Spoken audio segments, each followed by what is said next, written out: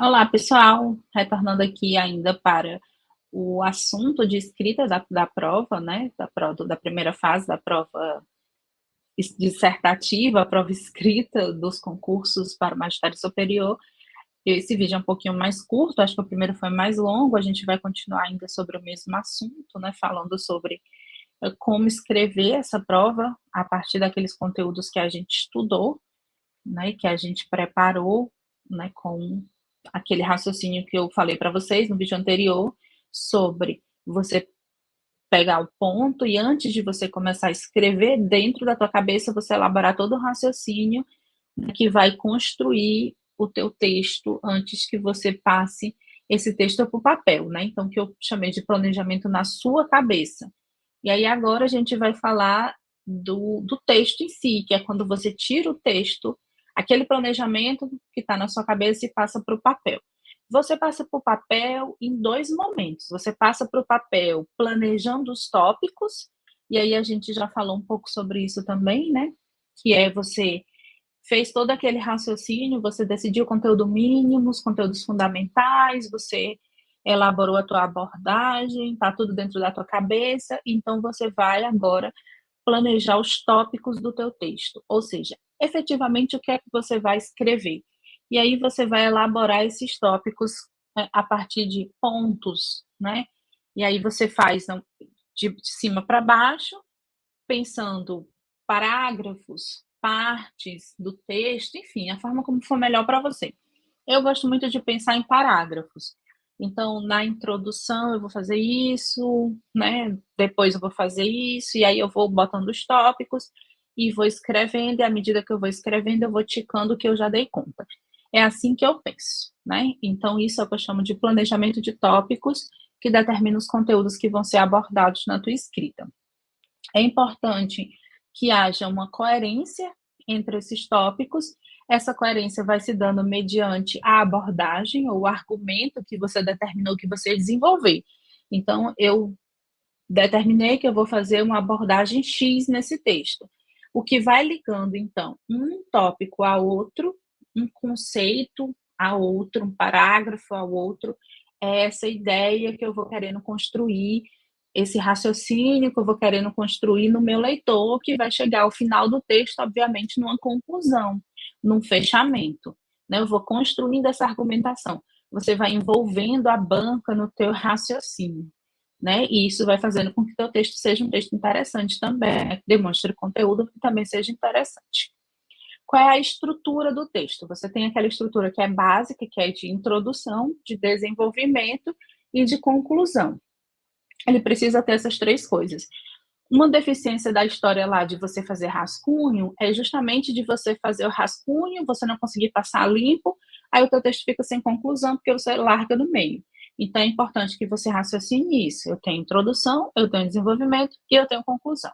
Na introdução, uma possibilidade é você iniciar com aqueles conteúdos basilares, né, que eu falei para vocês no vídeo anterior, que vão fundamentar o ponto. Então, são definições de conceitos, são contextualizações, são retomadas históricas, que você pode fazer antes de você entrar exatamente no conteúdo do ponto, né? E aí você delimita o tema também ali, você determina a tua abordagem, você apresenta na tua introdução a tese que você vai desenvolver, né? Tá muito parecido com uma redação de Enem, mas com muito mais profundidade, muito mais conteúdo, é mais ou menos por aí, né? Você vai escrever um texto dissertativo, argumentativo, não deixa de ser, e mais é um texto para você ser, né, você está concorrendo a ser professora do ensino superior, ou professor do ensino superior, então é muito mais aprofundado. Então você pode fazer isso na tua introdução, né? Esses conteúdos podem estar ali.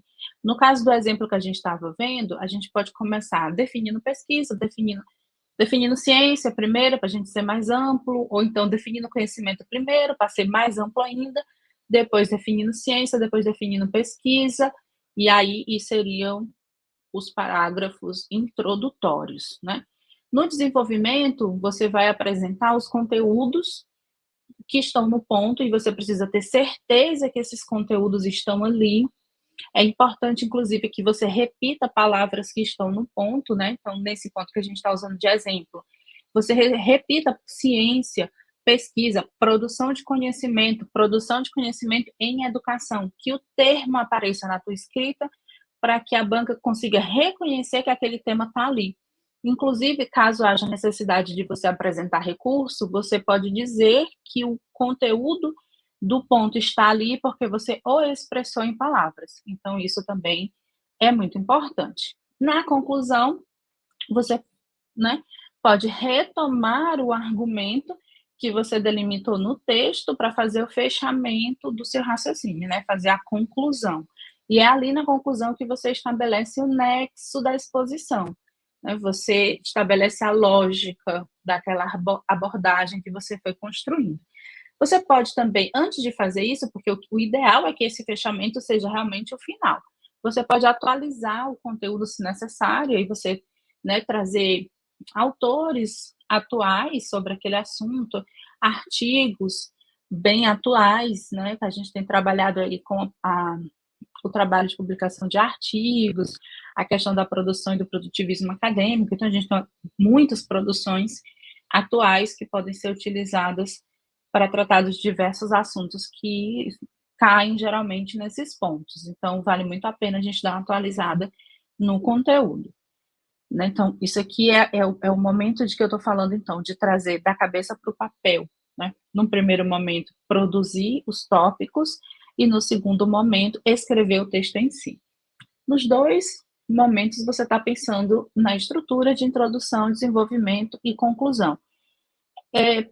A gente levou vários vídeos para chegar até aqui, né? Então é para dizer assim para vocês que é um pensamento racional, de construção muito racional e muito controlada do texto. É você ter essa capacidade de controle do que você está escrevendo, porque você precisa garantir um resultado para aquilo que você está fazendo. Então, quanto mais controle nesse sentido você tiver, eu estou falando de controle no sentido de você saber o que você está fazendo. É diferente de você sentar e escrever de qualquer jeito. Aqui não, você sabe o que você está fazendo, você pensou antes, você planejou, você elaborou, você criou estratégia e você está executando. É a forma, inclusive, de você se sentir melhor quando você termina o processo de seleção, porque você deu tudo que você podia, você fez tudo que você podia para alcançar aquele objetivo.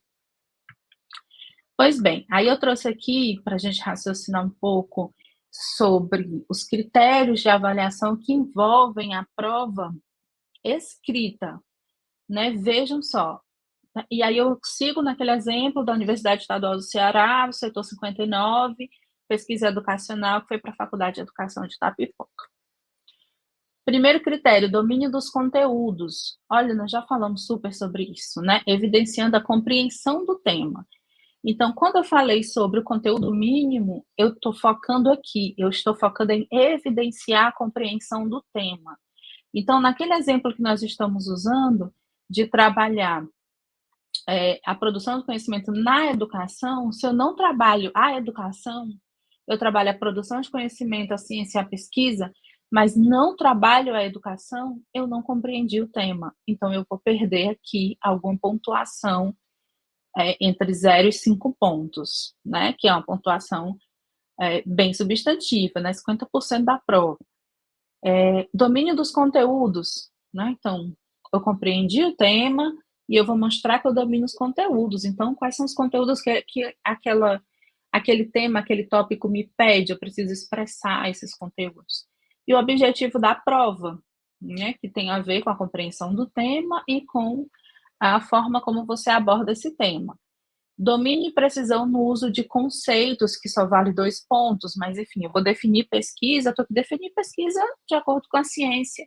E o que é pesquisa na perspectiva científica, o que é ciência na perspectiva científica, então eu tenho que definir de maneira correta os conceitos, isso é importante, a ciência não é relativa, então eu preciso definir de forma correta os conceitos. A coerência no desenvolvimento das ideias, isso tem a ver com aquilo que eu falei sobre abordagem e argumentação, e capacidade argumentativa, né, que vale de 0 a 2 pontos.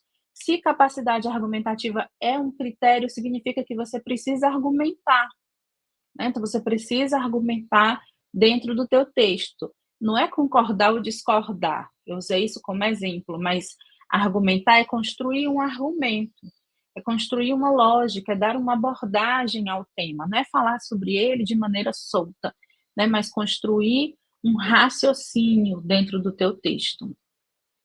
Depois, você tem o critério de clareza, coerência e coesão textual, com o uso correto da língua portuguesa ou estrangeira, né? Aqui para os setores que trabalham com língua estrangeira, vai de 0 a 1 ponto, né? E aqui a gente já falou sobre isso, né? A gente já falou sobre correção, sobre clareza, coerência e coesão textual, que são ali a correção linguística dentro do texto. E no próximo vídeo, a gente vai ver um pequeno exemplo, né, para ver algumas dessas ideias materializadas aí na escrita do ponto, né? Então, até já já.